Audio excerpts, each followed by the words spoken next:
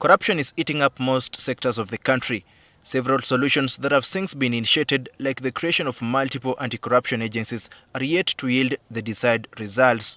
According to the Inspectorate of Government, over 9.14 trillion shillings is lost to corruption each year. This amount is enough to finance the budgets of the Ministry of Health and Ministry of Education and Sports, which are some of the biggest sectors in government for a whole financial year. From the over 9 trillion shillings lost to corruption, only 30 billion shillings is recovered every year.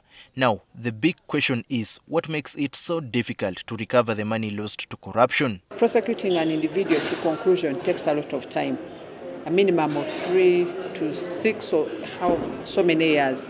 2, the person has a right of appeal. Even if you get a conviction in the lower court, they have a right of appeal, and they can appeal up to the last appellate court. As IG, we have one who has even appealed to the East African Court of Justice. So that means even if you have a court order for the first court to recover that asset, you cannot go ahead and recover the asset. It will remain on the books of the law that there was such an order. But they run ahead to file for stay of execution, so that means you not get back that asset to the government, and that takes a lot of time. Failure to recover trillions of money lost to corruption paralyzes the government's capacity to deliver services. As a result, critical sectors like education, health and roads across the country are in a dire state. There are regulations that are being worked on, yet to be passed into or activated, to do with the regulations of following assets under the anti-money laundering regime and the anti-corruption regime.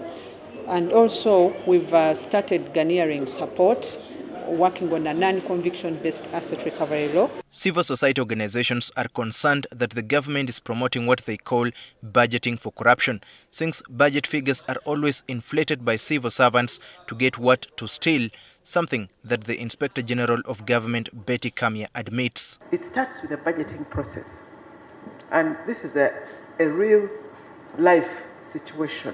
If you resist to take the money back up the chain, then they just don't release. They either don't pass your budget, or they can put in the budget and no releases. The concern was raised during the Anti-Corruption Convention in Kampala.